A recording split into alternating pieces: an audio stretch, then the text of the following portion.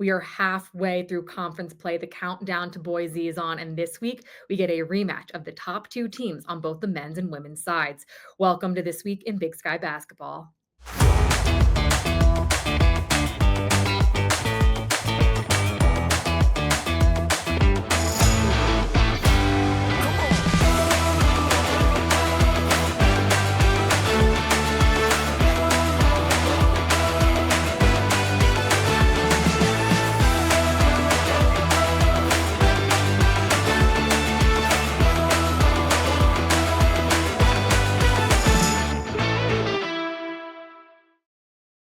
Hello and welcome to This Week in Big Sky Basketball. I'm your host, Megan Robinson. Montana State head coach Tricia Binford has secured her sixth 20-win season during her tenure in Bozeman as her Bobcats extend their win streak to 13 and remain perfect in conference play. Their overall record is 20-2, which ties a Bobcat best run that was set back in the 1987-88 season. Lots to talk about in this one, and with that, I'd like to welcome in head coach Tricia Binford to the show.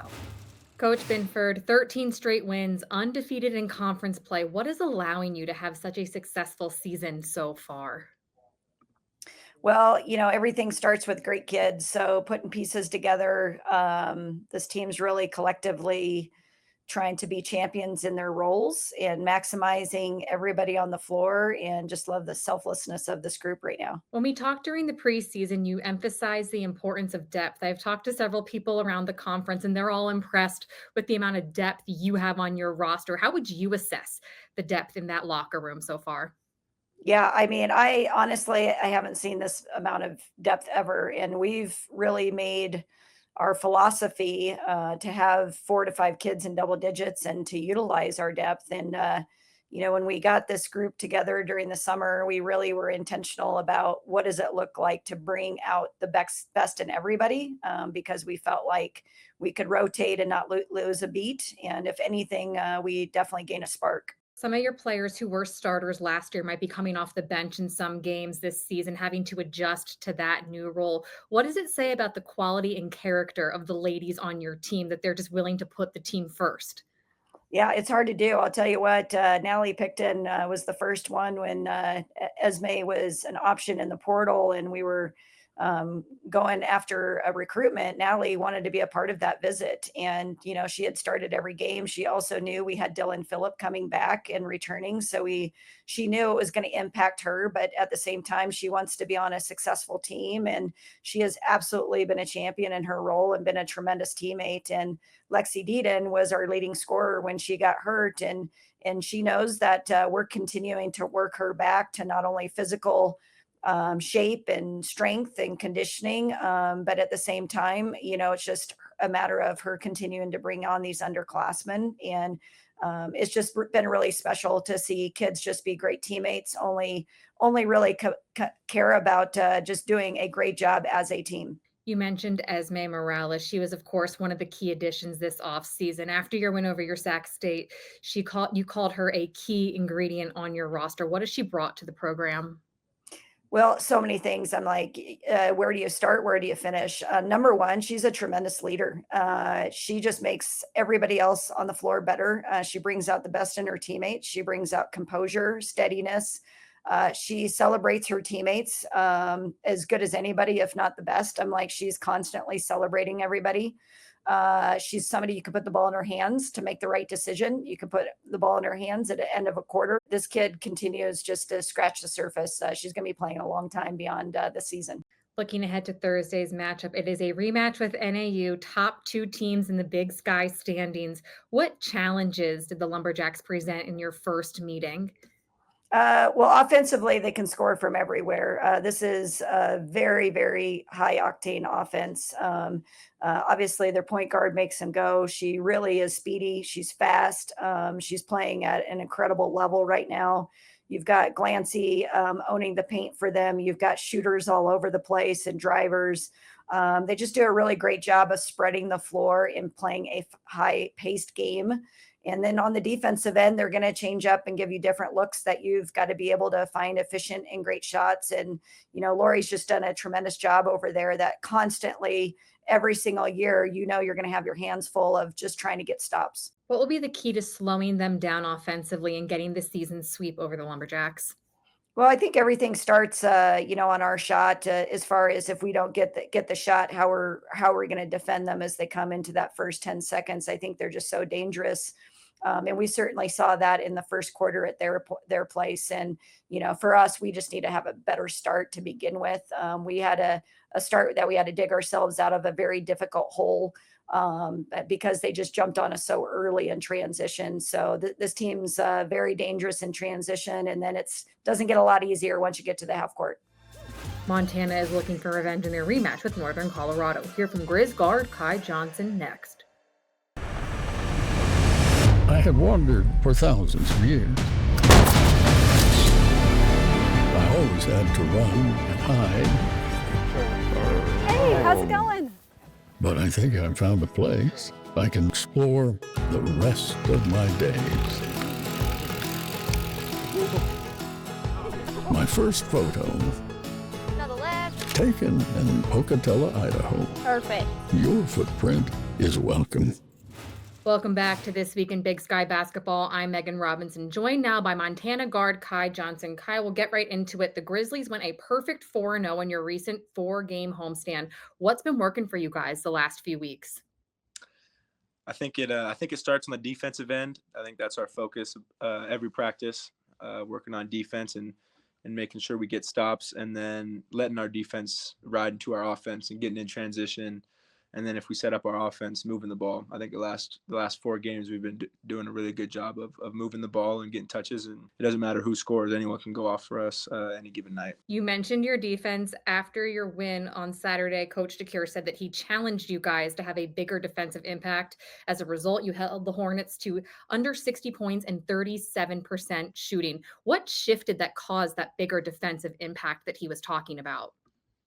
Yeah, it starts in practice. It starts going against each other, competing against each other. I always like to say that iron sharpens iron. So getting in the lab and competing with each other helps us get our defense right for sure. Talking about competing with each other, there's a lot of balance on your team if you look at the stat sheet. Thursday night, you had 6 players in double figures. Saturday, 12 players on the score sheet. What does that say about the balance and depth of your roster? Yeah, it says a lot. We're a really deep team. We got a lot of great players, and like I said, in practice, being able to have a lot of good players helps us get really good looks on both ends of the floor. So I think it starts with that, and then when it's game time, it's come together for us. We're learning how to play together and how to get everyone involved. From there, it makes it hard for teams to guard you if they don't know who's trying to score. Talking about your personal game on Saturday, you led the team in scoring in that win over Sacramento State. How do you build on that as you enter the back half of Big Sky play? Yeah, for me, I think it's just staying aggressive, looking to get to my spots, and then also playmaking out of it. Because when you start playmaking and finding other people, they have to stay honest, and then help defense can't help as much. I think finding my spots, getting other people involved, and letting it come to me is my main focus moving forward. This is your first season in Missoula after transferring from the D2 level. Why do you think you were able to transition your game so quickly up to the D1 level? I'd just say it's my confidence, just knowing the work I've put in and the hours and on the floor and trusting that the work will show and believing in myself. So I just stay confident at all times, whether shots are going in or not, and trying to impact the game in other ways. Looking ahead to this week, you face UNC on Thursday for the second time this season. They currently sit in first place in the conference. You guys are in second. What did you learn from that first meeting that you can apply and improve upon in this second time around? Yeah, I think since then we've improved a lot. Specifically with that game, I think our defense was really poor. We let them get all the way deep in the paint and get easy layups too many times. So I think learning from that, but then also just riding this kind of wave we're on right now, and still sharing the ball and playing together on both ends of the floor. I think we're going to be ready. Final half of Big Sky play, about a month away from the tournament in Boise. How can a win over the current #1 team in the standings help set the tone for the rest of the season? That's huge, especially because they came into our place and beat us up a little bit. So we're excited to get our get back and bring it to them, and that would be a great way to start the second half of the conference play. Who was voted number 1 in the Big Sky preseason softball polls? Find out after this.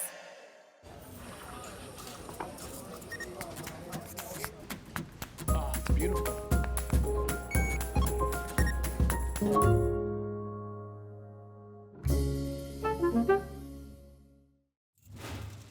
Welcome back to This Week in Big Sky Basketball. I'm your host, Megan Robinson. Softball season starts tomorrow, and the preseason number 1 was none other than the reigning tournament and regular season champion UNC Bears.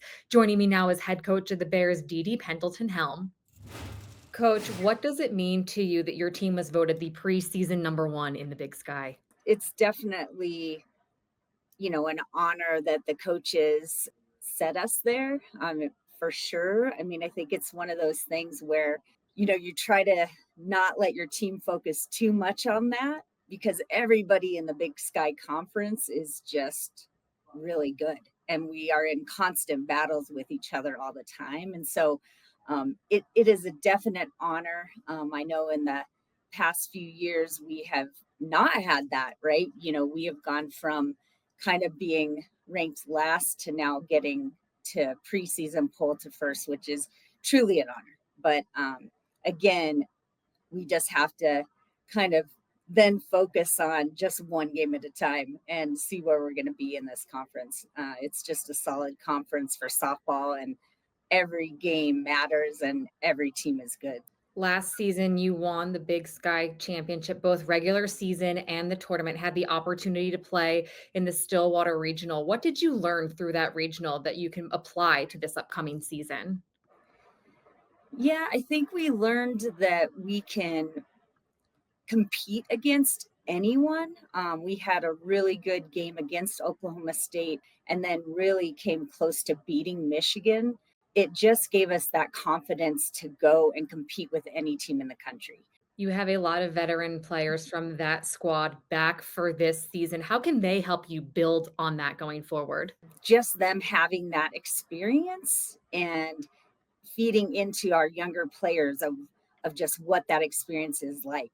It makes them hungry to get back to that same place, right? To get back to a regional, and can we win the conference again? And right, they have that excitement. And it's been an interesting fall and even preseason spring because all of our returning players have just been more hungry, which has been really fun. I feel like we're farther along than we have been at the beginning of the season than we were the last couple years. Just that knowledge and that experience, it's feeding into the younger players and kind of bringing them along, I think, much more quickly, which has been really fun to watch.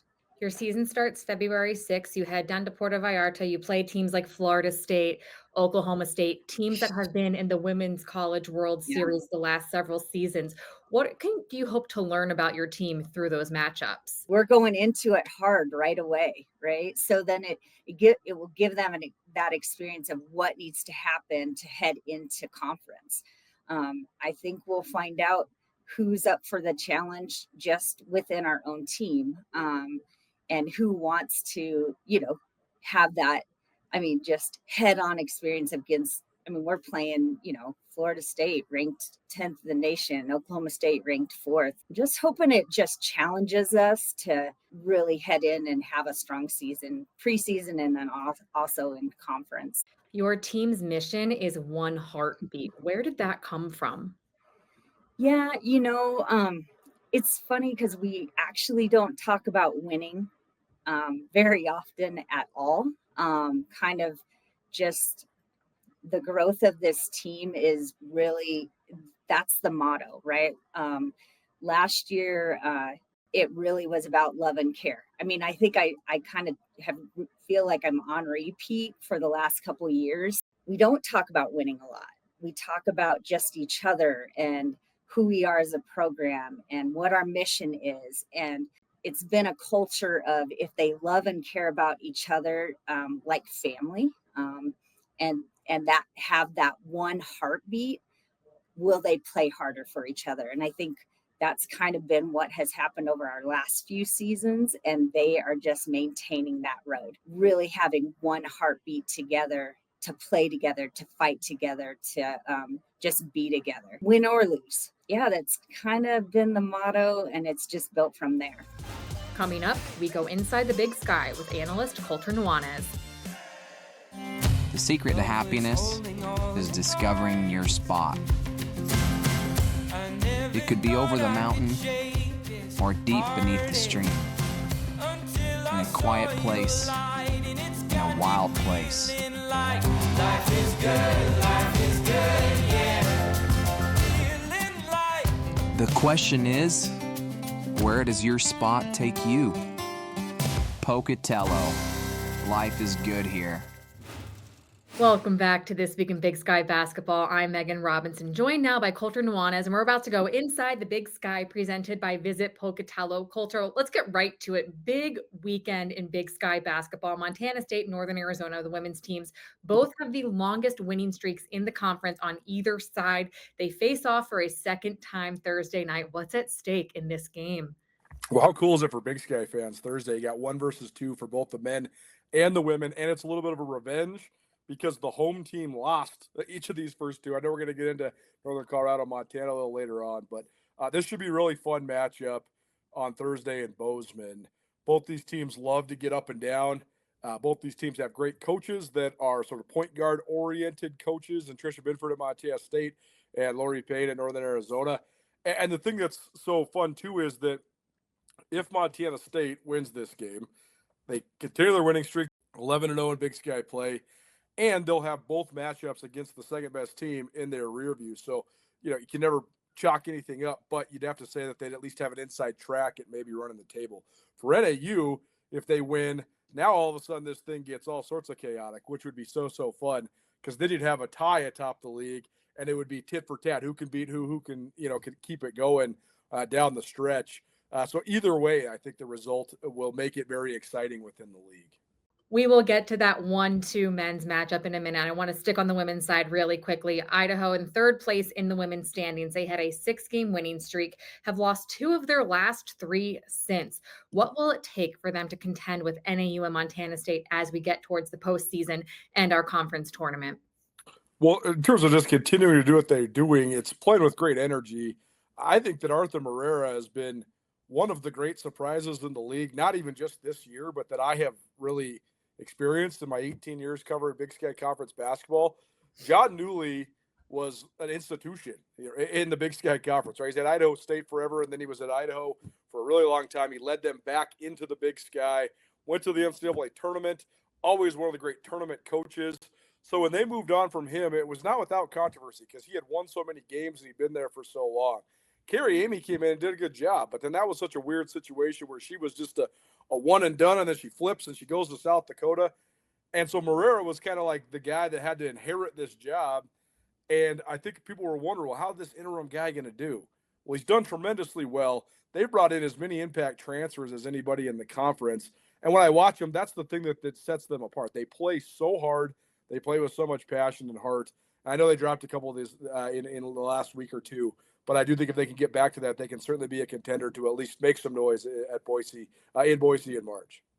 You alluded to it earlier, the men's 1-2 matchup, Northern Colorado versus Montana. When they played earlier, the Grizz lost 81-57 in that meeting, not even close. What is the key to success and victory in this game for both teams? I think the Grizz are going to certainly have revenge on their minds. They did not play well. Montana is such an interesting team because I think they're the most talented team in the conference, but they have these two sort of anomaly outlier games. That one where they got drilled at home by Northern Colorado. Make no mistake, Northern Colorado is a very good team, and they absolutely outplayed Montana from start to finish in that game. And then also when Montana lost at Idaho State, they were up by 8 at halftime, and then they lost by almost 30. It was a total meltdown. That seemed to be like a total turning point for their team, though. They've won 4 in a row since then. So I think that if Montana can continue to keep playing together, we could see a much closer game. That said, Northern Colorado is the team that's been playing together the best out of anybody in the conference. There's no question about it. I think this could be a great game. I think it'll be a lot closer than it was in Missoula about a month ago. We are about a month out from Boise. And if you look at recent past years, the middle tier of the Big Sky men have fared pretty well in Boise as opposed to the top 1 and 2 seeds. Our middle of the pack right now is a very, very tight race. Colter, where would you want to be seated considering the past success of those 7 to 10 seeds in the Big Sky Conference tournament? Well, it's so interesting the way that it has played out in the last couple of years. I mean, last year we saw the 10 seed go all the way to the semis. So anything, the notion that anything can happen is oftentimes overblown. Anything actually can happen at the Big Sky tournament when the last place team knocks off a couple of the higher seeded teams. So I would just want to be playing really well come that time of the year. Because right now we've seen Northern Colorado, Montana separate themselves on the men's side. And then everybody else has just been sometimes good, sometimes not. So, up and down, up and down. So I think you just want to be playing really well and take some momentum into Boise, because I don't think there's necessarily a team that you're dead set on avoiding, so to speak. Well, Colter, Boise will be here before we know it. And if you want to hear more from Colter and his Big Sky basketball takes, check out Around the Big Sky Women's Hoops, 4 p.m. Wednesdays Mountain Time, and Around the Big Sky's Men's Hoops, 4 p.m. Mountain Time on Thursdays for all that great content, everything on Skyline Sports. Colter, appreciate you being here again. Thanks so much, Meg. Appreciate it. And thank you all for watching another episode of This Week in Big Sky Basketball. Once again, I'm your host, Megan Robinson. Catch you all next Wednesday. For all the latest Big Sky content, subscribe to our YouTube channel.